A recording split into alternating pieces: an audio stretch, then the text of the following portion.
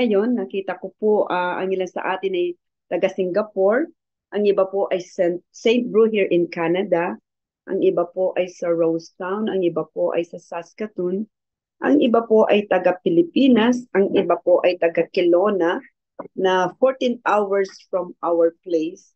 And yet with the modern technology ay nakukuha po nating magkasama-sama. Purihin ang Panginoon. Salamat po for your interest to know more about the Word of God. At ang ating pong pag-aaralan ngayon sa Equipping Nights, it's a normal occurrence sa buhay ng tao, pero madalas ito po ay iniiwasang pag-usapan, iniiwasang banggitin, kuminsan po maging sa pulpito, ito po ay iniiwasan pong ipangaral. Madalas, ang nabibigyan po ng emphasis is how to be blessed. Wala naman pong pangit, no? God is a natural blesser. At paano tayo pagyayamanin ng Panginoon? Madalas po, no? Pero meron pa pong katotohanan sa Bible. Ayan po, nandito rin po si Nilen Abi po, no? Ang akin pong anak at ang aking manugang, no? Thank you for joining, Nilen Abi. Pero ito po ay binibigyang diin ng salita ng Diyos sapagkat ito po ay katotohanan at talagang totoo at ito ay kailangang paghandaan. Pero bago po yan, nais ko pong i-request po si Shay na muli po siya po ay marinig niya natin ang kanyang tinig. Babasahin po sa atin ng Book of Luke chapter 16, 19 to 31. Ni-request ko po na basahin niya sa Tagalog at dito ko po uhugutin ang atin pong pag-aaralan ngayong gabi. Go ahead, Shay. Sorry po, flash ko lang po yung Tagalog. Oo, MBB tag. Yan. 19. Ayan po. Yan. Ang mayaman at si Lazaro. May isang mayamang laging nakasuot ng mamahaling damit at saganang-sagana sa pagkain araw-araw. May isa namang pulubing nagngangalang Lazaro na tadtad ng sugat sa katawan at nakahiga sa may pintuan ng mayaman. Sa hangad na matapunan man lamang ng mga mumong nauhulog mula sa hapag ng mayaman. At dooy nilalapitan siya ng mga aso at dinidilaan ang kanyang mga sugat. Namatay ang pulubi at siya'y dinala ng mga anghel sa piling ni Abraham. Namatay rin ang mayaman at inilibing. Sa gitna ng kanyang pagdurusa sa daigdig ng mga patay, natanaw ng mayaman si Lazaro sa piling ni Abraham. Kaya't sumigaw siya, "Amang Abraham, maawa po kayo sa akin. Utusan po ninyo si Lazaro na isawsaw sa tubig ang dulo ng kanyang daliri at basain ang aking dila, dahil ako'y naghihirap sa apoy na ito." Ngunit sumagot si Abraham, "Anak, alalahanin mong nagpasasa ka sa buhay noong ikaw ay nasa lupa, at si Lazaro naman ay nagtiis ng kahirapan. Subalit ngayon ay inaaliw siya rito samantalang ikaw na may nagdurusa riyan. Bukod dito, may malaking bangin sa pagitan natin, kaya't ang mga naririto ay hindi makakapunta diyan at ang mga nariyan ay hindi makakapunta rito."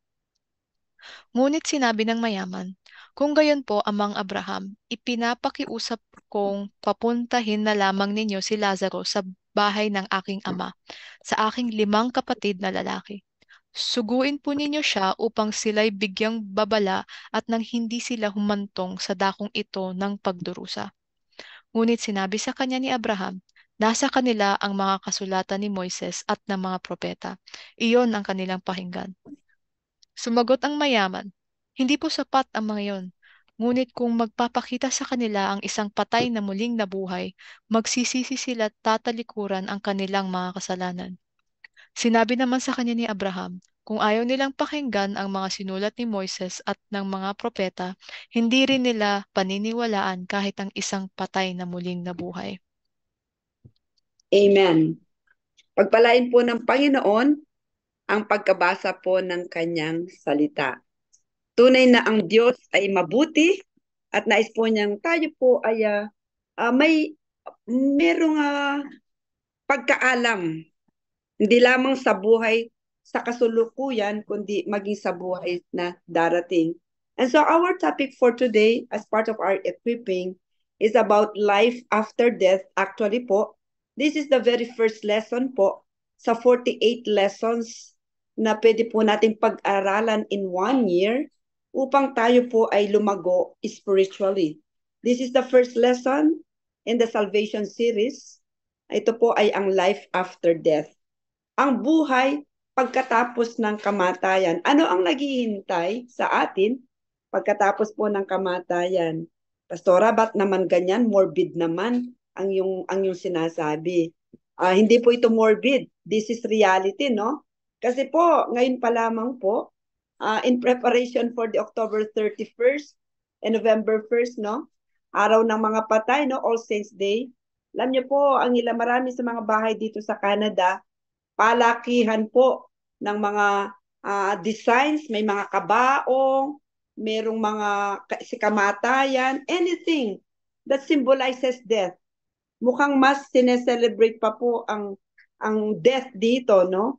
Instead of Christmas, which is the birth of the Lord Jesus Christ. So, physical death po ang ating pag-uusapan, which can happen anywhere, anytime, and to anyone. This is reality. It can katulad po ng mga nabagyuhan, no? Sinong mag-aakalang matutulog sila ng gabi, dumaan po ang hangin, ang bagyo, ang iba po ngayon ay lumulutang na lang sa tubig. Who would have ever thought, no? Because physical death can happen anywhere, anytime, and to anyone. Meron pong dalawang magkapatid dito, sikat dito sa US, if I'm not mistaken. Sila po ay nasa field of sports magkapatid. Ang edad nila ay 28 years old and 30 years old yata. Umuwi po sila sa kanilang bahay, sa kanilang maybe province dito sa US dahil ikakasal po yung kanilang kapatid na babae. I think kilala niyo po sila. This just happened last month. At biro mo, 28 years old, 29, 30.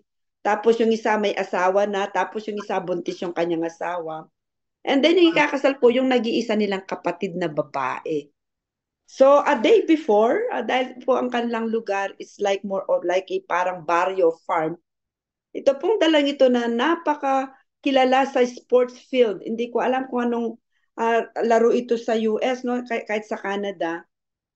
Nagbike po sila. Tamang-tama po, meron pong dumaan na sasakyan, lasing. Sino mag-aakalang doon sa lugar nila, madalang ang sasakyan, may dumaan pong nakasakay na truck, no, yung pick-up, tinamaan po ang magkapatid na very close sa isa't isa, namatay po. A day before na ikakasal ang kanilang kapatid na babae. Very tragic, no? Because physical death can happen anywhere, anytime, and to anyone. Ito po ay pwedeng sa umaga, hapon, tanghali, madaling araw, no? Pwedeng ito'y bata, matanda, name it.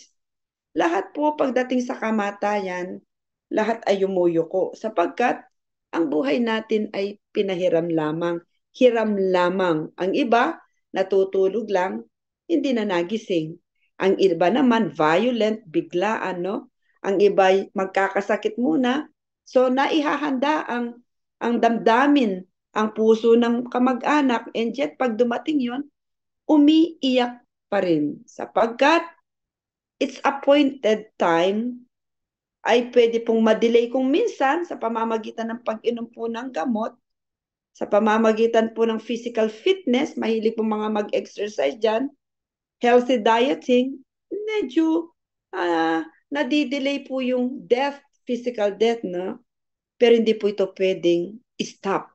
Hindi po ito mapipigilan. Lahat ay mamamatay unless, except pwera na lamang, darating bigla ang ating Panginoon Jesucristo. Anytime today, buhay tayo. Hindi na tayo dadanas ng physical death, no? But other than that, it is a reality. Now, sa atin pong pag-aaral ngayong gabi, meron po tayong 6 na mga katanungang sasagutin. Ito po, makikita nyo po sa ating screen.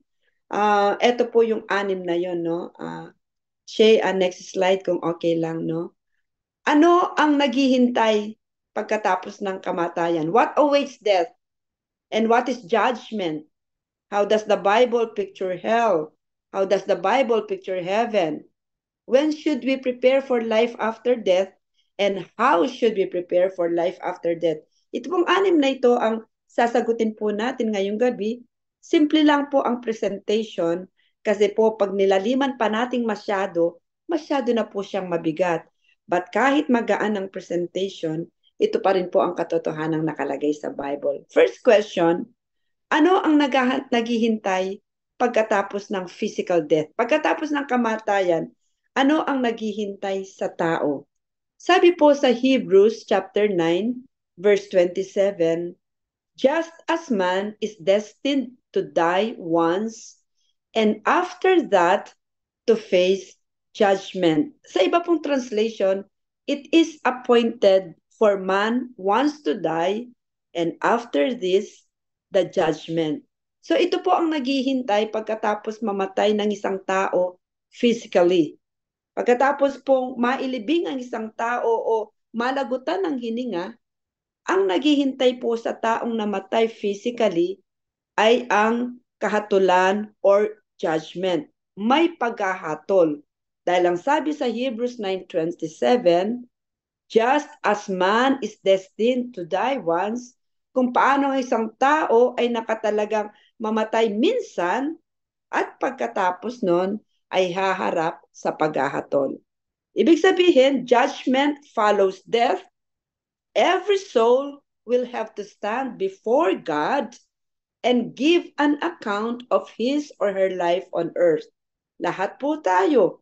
Kung tayo po ay dadatnan ng kamatayan at hindi pa dumating ang Panginoong Yesukristo, lahat po tayo ay haharap sa paghahatol ng Diyos at magbibigay sulit po sa buhay na atin pong ginugol dito sa lupa. Pangalawang tanong, after what awaits death, alam naman natin, there will be judgment.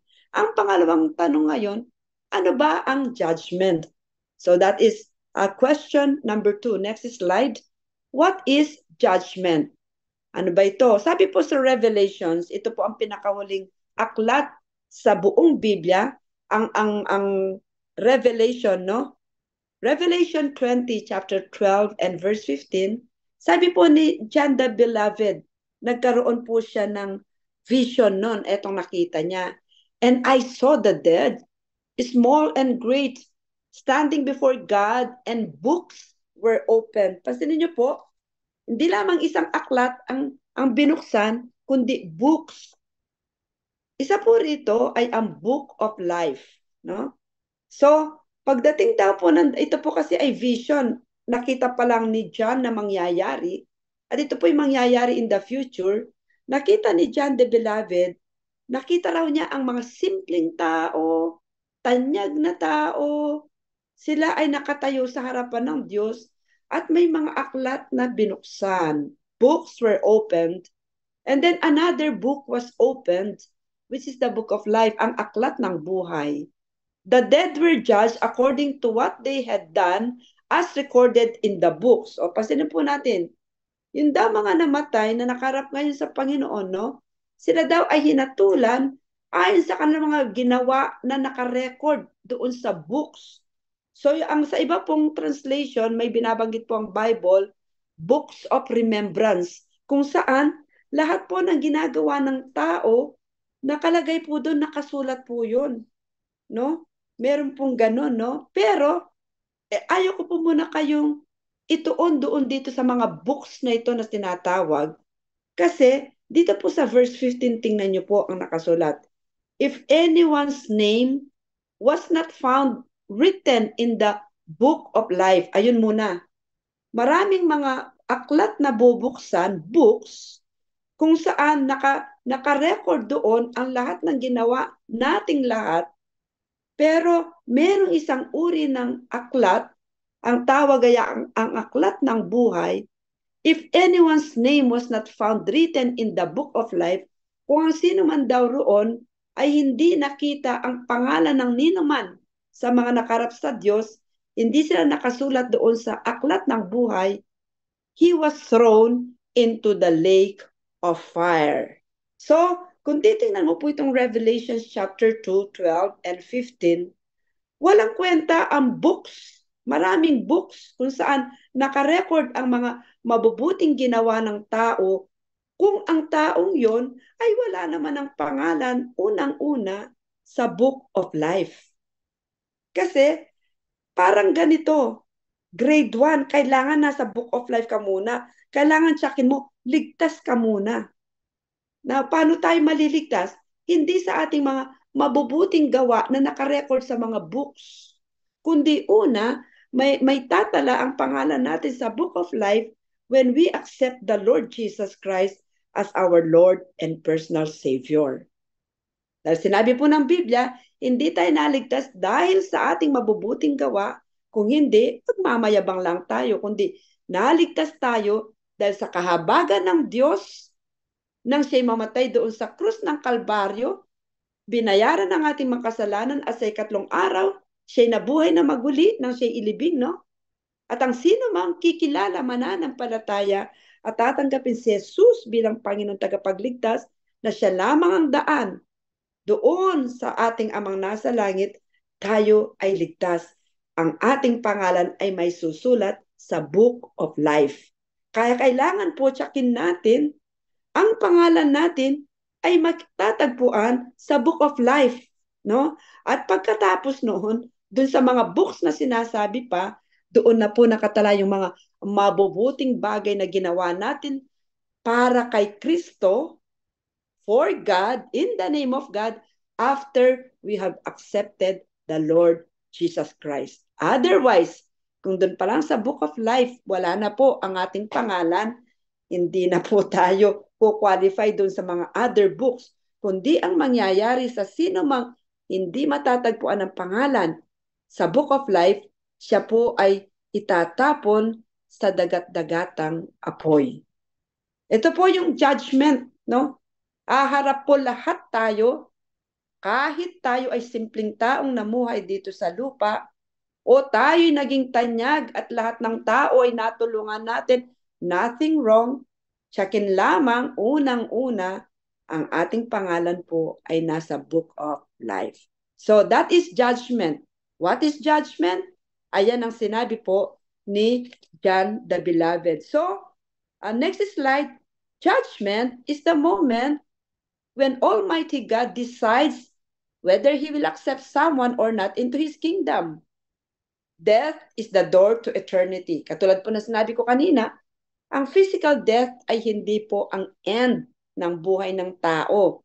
Pwedeng dito sa lupa, ito ang end, pero actually hindi pa yun ang end sapagkat para ka lang na mahinga para papasok sa isang pinto kung saan hindi na mamamatay ang tao, kundi eternity na yun. Pero ang tanong, saan ngayon i-spend ang eternity ng isang taong namatay?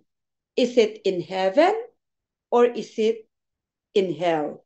So, judgment is the moment when Almighty God decides whether He will accept someone or not into His kingdom. Death is the door to eternity, and there are only two places. Dalawa lang po ang lugar na pwedeng kapuntahan ng isang kaluluwa ng tao, two places a soul can go to after physical death. Ito ay ang heaven or hell. Kaya po, yung atin pong binasa kaninang kwento, narinig natin kay Shay, yung pong kwento ni Lazaro at yung mayaman, no? Yan po ang pagbabasehan ng ating lesson ngayon, no? Dalawa lang ang pinuntahang lugar ng dalawa nung sila'y mamatay. Take note, hindi po napunta si Lazaro sa magandang lugar dahil siya ay pulubi, at hindi naman po napunta doon sa mainit na lugar yung mayaman dahil siya'y mayaman. Hindi po, no? Please lang po. Yun pong kalalagayan sa hindi po tayo pupunta sa impyerno or sa langit dahil sa ating social status. Wala po doon. Ito po'y nakasalalay sa ating pong pagtanggap sa Panginoong Hesukristo. So, dito po sa judgment, palagay ko, hindi ko na inilagay yan, Shay, kung ang Diyos po ay nag-rule, if God rules you to go to hell, there you will be. Pag sinabi ng Diyos, ikaw, diyan ka sa impyerno, mapapa-impyerno isang tao. Pero siyempre, meron naman pong requirement ang Panginoon, kaya nga pinapaalala sa atin ang salita niya, no? Pag sinabi ng Diyos, ikaw ay tinatanggap ko sa aking kingdom, ang heaven, this is your final destination, wala po. Yun po ang magiging judgment ng Panginoon. Siya ang mag-judge at wala pong neutral ground. Wala pong lugar between heaven and hell. It's either heaven or hell. Pangatlo pong tanong, no? So alam na po natin, no? What is life after death? Judgment. What is judgment? Judgment is the moment when Almighty God decides, no? Pangatlong tanong po, eto. How does the Bible picture hell? Paano ba dinidescribe ng Biblia ang hell? Eto po. Tatlo po yan. Una, ang hell or ang impyerno, it is a place where Satan and his demons and all sinners will be condemned. Ito po ang lugar kung saan si Satanas at ang kanya mga kampong mga demonyo, no? At lahat ng mga makasalanan, doon po sila magsasama-sama. Now, gusto ko lang po itong idiin. Ang impyerno, hell, was not prepared for people. Hindi po nilikha ng Diyos ang impyerno para sa tao. Pero bakit dito?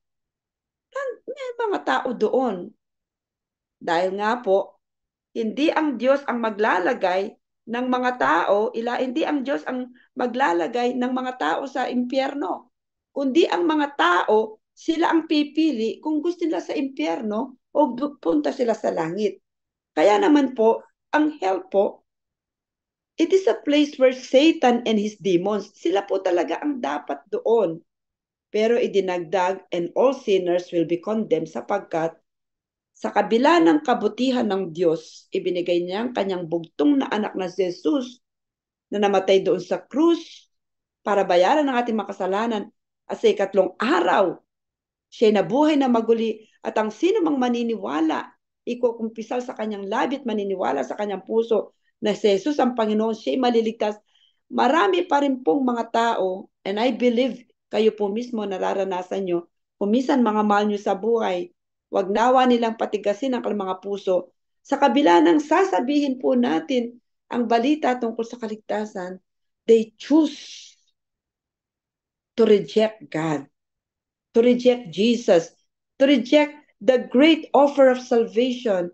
Kaya naman po, dito po, ang hell ay nakatalaga para kay Satanas sa kanyang kampon ng kadiliman, maging sa mga makasalanan na hindi po tinanggap or nireject po nila ang offer of salvation ng ating Panginoon. Amen? Lahat po tayo makasalanan. Lahat. Pero sinasabing sinners dito, sila yung sa kabila ng narinig nila ang balita tungkol sa kaligtasan, they choose to reject that offer of God. Dati po sabi sa Matthew 25:41, then he will also say to those on the left hand. Ito po yung kwento na kung saan po judgment, ihiwala yung mga para sa Diyos, ihiwalay po yung mga para sa impyerno, no? Ito po yung sa kambing at saka sa tupa, no? May mga kwento po sa Biblia na akala mo ganun lang kwento. Pero nagbibigay po ng pasilip kung ano ang mangyayari during the judgment day. So sa Matthew 25:41, ito pong mababasa, then he will also say to those on the left hand, depart from me, you cursed, into the everlasting fire prepared for the devil and his angels. See, ang hell po, talagang ang lugar na ito ay para lamang sa devil at saka sa kanyang mga anghel. Pero maging ang mga taong i-reject, hindi nila tatanggapin ang pagliligtas na ginawa ng ating Panginoong Jesucristo, kasama po silang mapupunta dyan. That is hell. Ano pa po? Aside from being a place for Satan and his demons and all sinners, alam niyo po bang sa hell, ito pa po, no? Ito po, no? Sino po ang mga sinners dito na nakalagay, no? Bago po yung pangalawang description, no? all cowards. Ito po yung nasa Revelations 21 verse 8. Lahat ng matatakutin, mga duwag, mga deceivers, mandaraya, murderers, pumapatay, adulterers, nakikiapid, sorcerers, nangungulam, idolaters, ay yung mga sumasamba sa Diyos-Diyosan, and liars, mga sinungaling, sabi po ng Biblia, shall have their place in the lake of fire. Merong lugar sa impyerno o sa dagat-dagatang apoy ang lahat ng mga matatakutin, no? Mga cowards, no? Mga deceivers, mapanlinlang, no? Mapandaya. Yan po ang sinasabi ng Biblia kahit buksan niyo po ang Biblia. Yan po ay matuwid po, no? Na hindi po itinatago ng Biblia. Kaya tayo po bilang mga anak ng Diyos, no?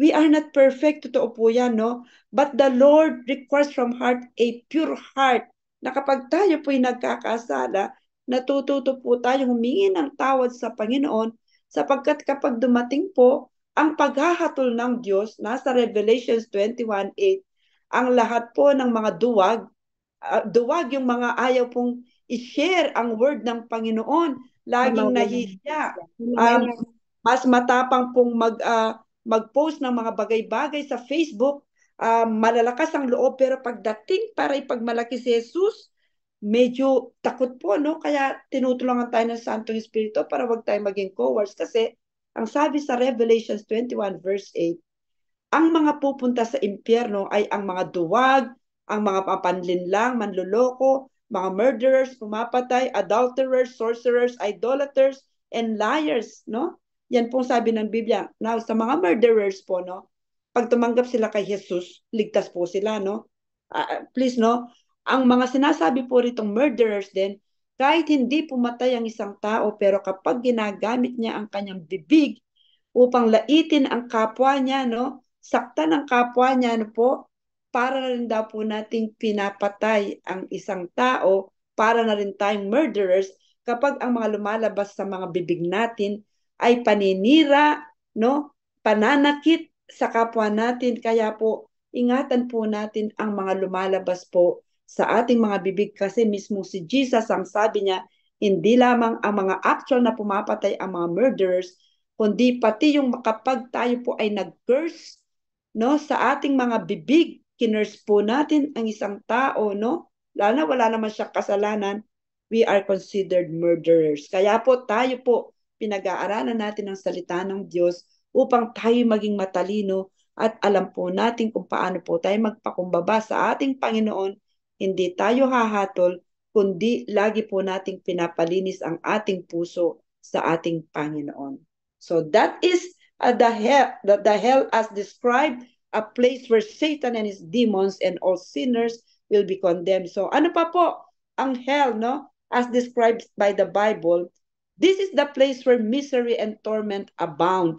Ito po ang lugar kundi talaga pong lahat po ng misery, kahirapan and torment, no? At talaga pong natotorment ang mga tao ay hindi po titigil, eternal po ito, no? Kung paanong tayo, kung tinanggap natin si Jesus, meron tayong eternal life, hindi tayo magsasuffer. Ito naman pong sa hell, yung mga, si Satanas at ang kanyang kapwa, mga demonyo, kanyang kampon at mga sinners na nag-reject kay Jesus, wala pong katapusan ng paghihirap. Ang totoo po ang sabi dito, there are worms that never die and fire that never stops.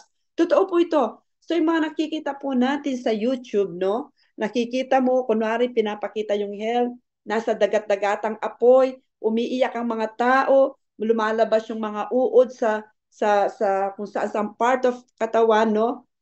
Totoo po yan, nakalagay po yan sa Biblia, sa Mark chapter 9, 47-48, where their worm does not die. Hindi raw po namamatay yung mga bulating pumapasok sa katawan ng tao, samantalang ang init po ng lake of fire ng hell.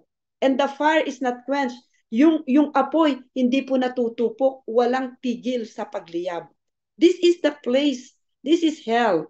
Kaya po, totoo po yung nakikita natin sa YouTube, how they describe hell, at nag-iiyakan ng mga tao, ang nakakaiyak pa doon, ano man ang gawin ng namatay na tao physically, pero sa lake of fire, yung kanyang soul, yung kanyang spirit, hindi po namamatay, nararamdaman po yung init. Yan po, no? Ano pa po? Letter C, hindi lang po ito place of misery na may mga bulate. There is much pain and gnashing of teeth. Alam niyo po yung gnashing of teeth?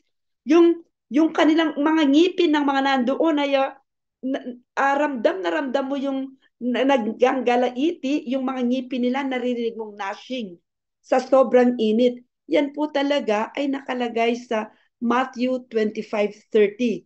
There is much pain and gnashing of teeth. Sabi po sa Matthew 25 verse 30, there will be weeping and gnashing of teeth. Walang tigil na pag-iyak ang mga nandoon, pati ang kalamang ngipin ay naririnig mo.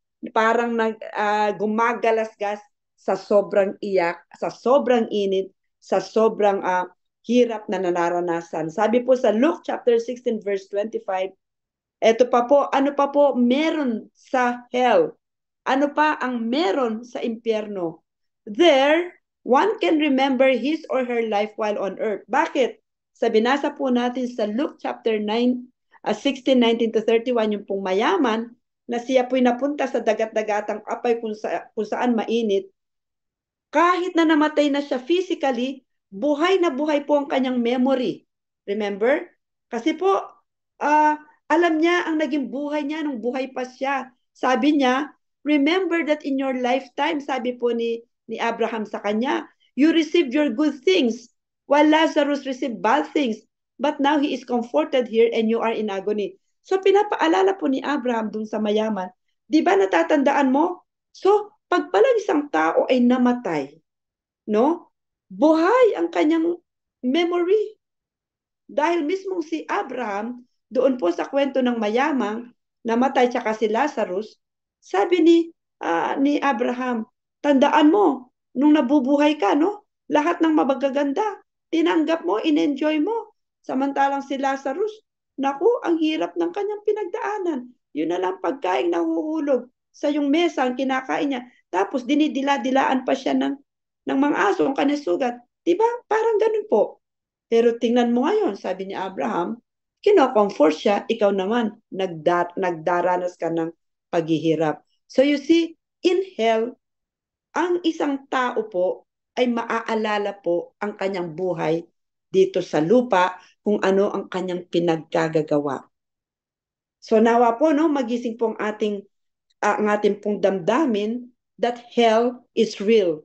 That if we choose to enjoy life now, kahit na wala sa Panginoon, mag-isip-isip po tayo, no? Baka kala natin, buhay ko ito, pastora, wag mo akong pakialaman. Buhay ko ito, kapatid, wag niyo akong pakialaman. Ay, hindi po. Hindi po biro-biro ito. Kaya kung tayo po, no, wala pong condemnation ito. This is just a warning sa ating lahat.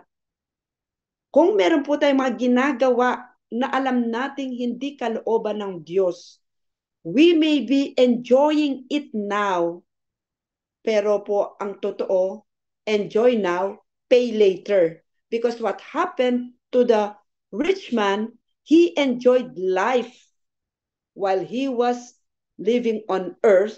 He enjoyed everything. But then after that, he is in agony. Kaya po, please, nakikiusap po ako, lalo na po tayong nagsasabing tinanggap na po natin si Jesus sa ating mga buhay, at kung tayo po'y napapariwara ngayon, may mga secret sins po tayong ginagawa, nakikiusap po ako, kapatid ko kay Kristo, mahabagin ng Diyos.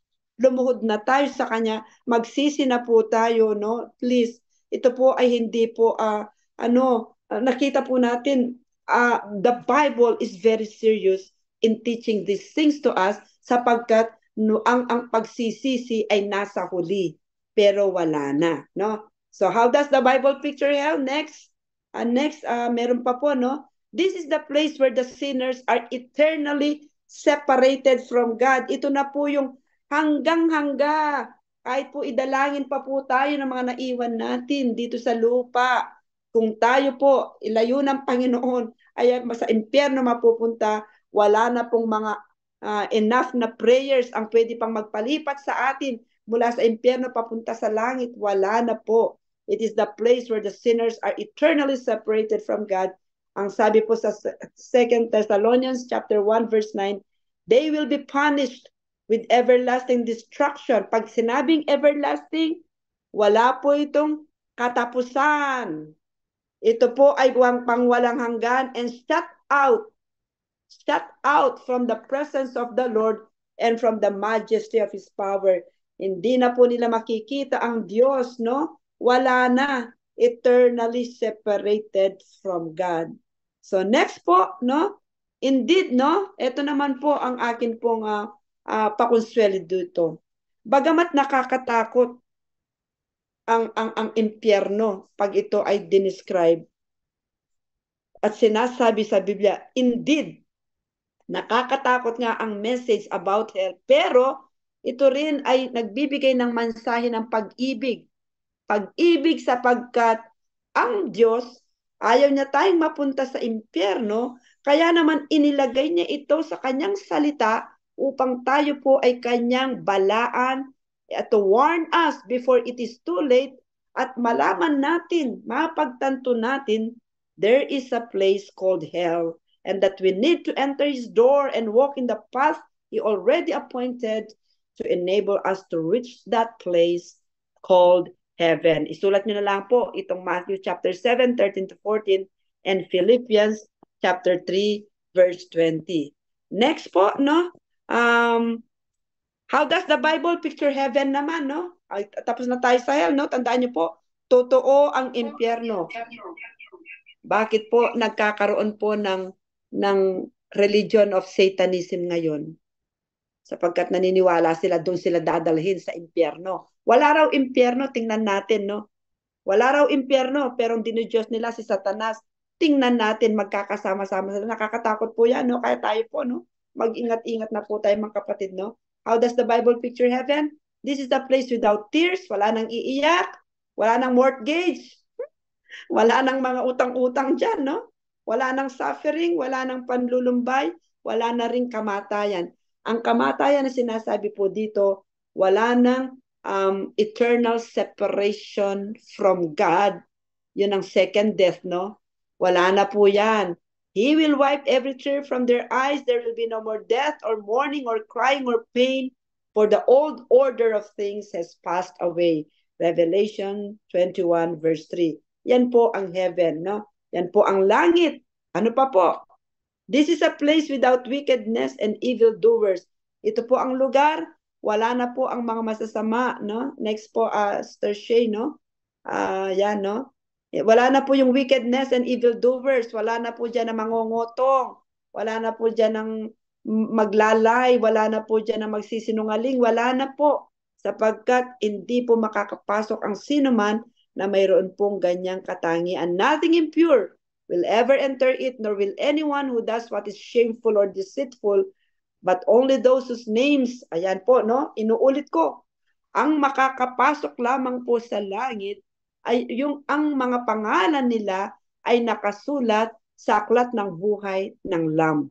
The Lamb's Book of Life. Kanina po, inano ko na po ito, bago pa tayo mag-expect ng reward sa Panginoon, kaya po natandaan nyo po, ang sabi po minsan, inutos po ni Jesus ang kanyang mga disciples. Natandaan nyo po yung kwentong yon. Tapos, pagbalik nila, sabi nila, Lord, nakapag-cast out kami ng mga demons. May pinag-pray namin. Sila po ay gumaling. Lord, Lord, Lord. Ang sabi po ni Jesus, magalak kayo. Huwag kayong magalak. Nakakapagpalayas kayo ng mga demonyo. Huwag daw yon.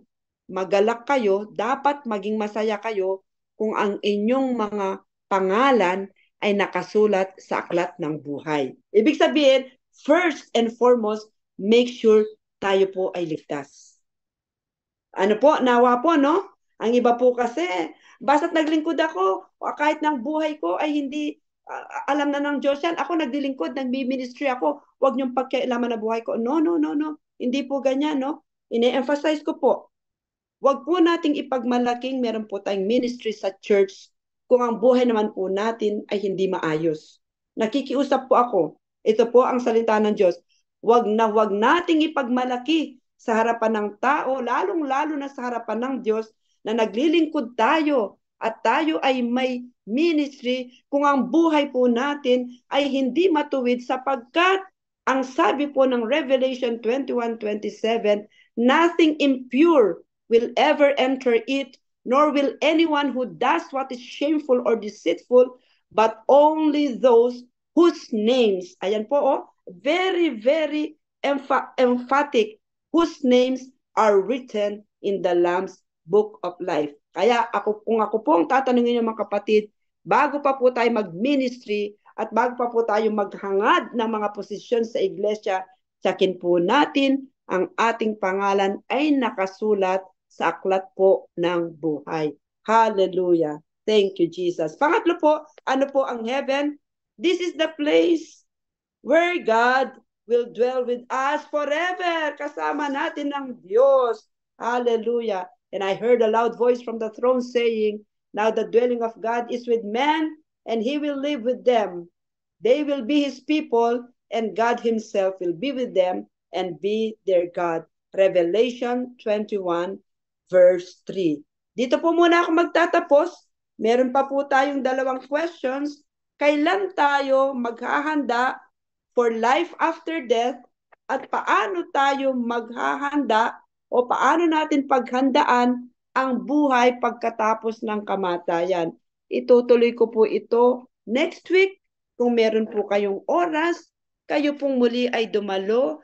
Mahalaga po ito mga kapatid ko kay Kristo.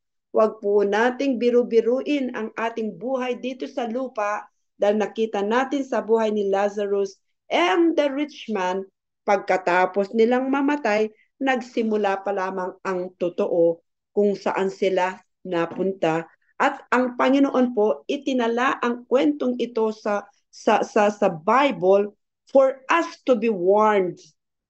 For us to be warned, sa next week po, i-explain ko po sa inyo kung ano ang nangyari sa mayaman at ano ang kanyang pinlanong gawin dahil sa kanyang napuntahang lugar.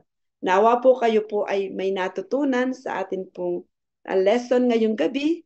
Life after death, meron nga ba? Meron po. At ang mga sinabi ko po ay hindi katang-isip, yan po ay nasa Biblia. So kung kayo po ay nag-take note, ang aking pong pakiusap, nabitin ka, Jik-Jik? Binitin talaga kita kasi gusto ulit kitang makasama next week. No? Mahalaga po ito. You know why? Huwag po nating iwasan ang heaven or hell subject. Kailangan po itong ituro sa mga kapatiran because many people today, they love the salvation offered by the Lord Jesus Christ, but then they don't want His Lordship.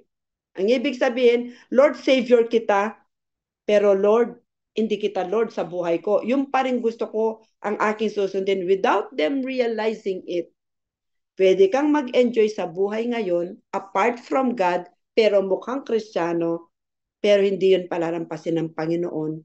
Pagdating na sa kabilang buhay, doon na magkakaalaman, is your name written in the book of life?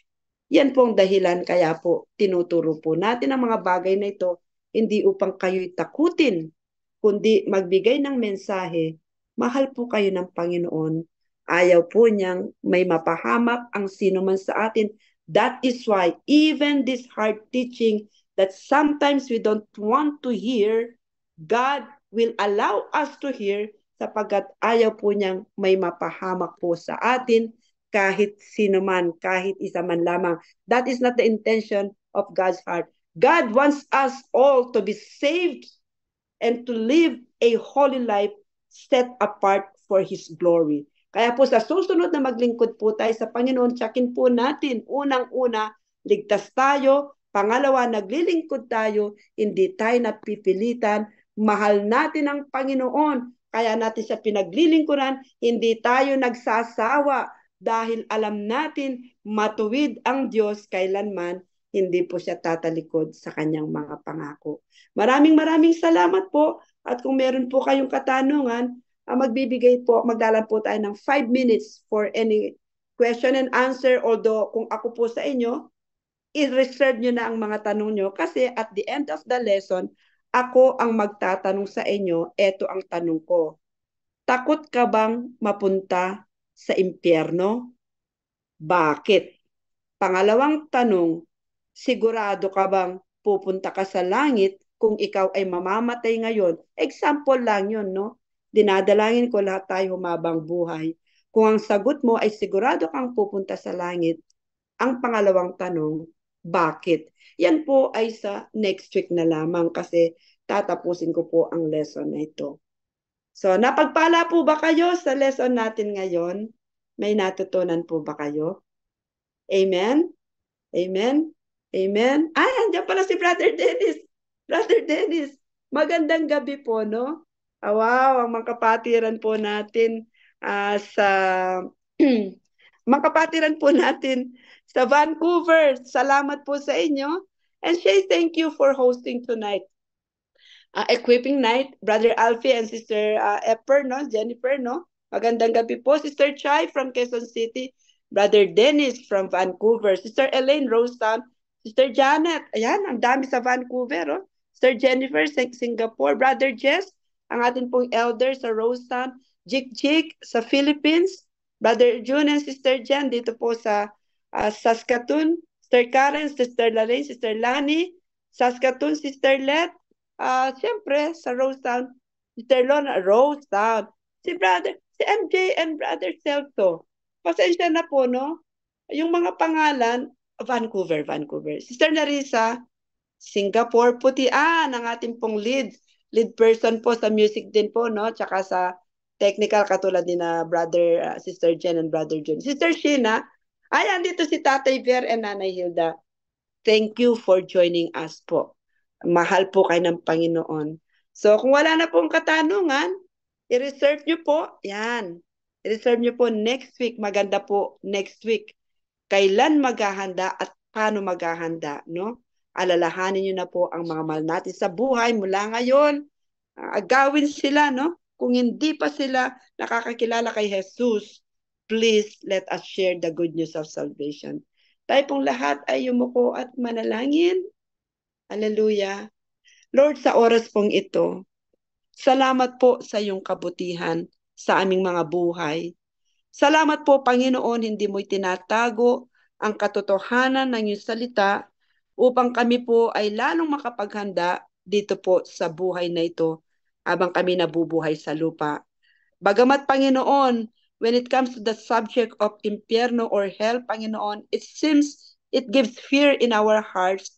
Pero kung tutuusin, makita namin may mensaheng nakapaloob ng pagmamahal sapagkat ayaw mo kaming mapunta doon, nais mong kami ay umiwas sa lugar na yon. Kaya ngayon pa lamang binibigyan mo kami ng malinaw na pagpipili at nasa amin po ang pagpipili. And Lord, ikaw nawa ang piliin namin. Yakapin nawa namin si Lord Jesus Christ. Hindi nawa kami magmalaki sa aming mga mabubuting gawa, kundi ang unahin namin ang kabutihan mo sa amin through your Son, Jesus Christ.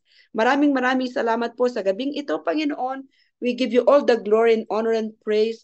And Lord, tinatanggap ka namin ng buong buo sa aming puso bilang Panginoon at tagapagligtas. Isulat mo po, Panginoon, ang aming pangalan sa aklat ng buhay, Lord. Alam po namin ang kaligtasan ay matatagpuan lamang sa aming Panginoong Jesucristo. Naniniwala po kami. Kaya maraming salamat po, Panginoon. We love you, Lord. We adore you. We magnify your name. In Jesus' name we pray. Amen and amen and amen. Maraming salamat po. Natandan ko na si Brother MJ, Sister MJ at saka si Brother Celso, no? I remember yun na tayo po nasa Vancouver na Mama Shell. Salamat po and God bless everyone. God bless everyone. God loves you. Thank you po. Thank you, Shay. God bless.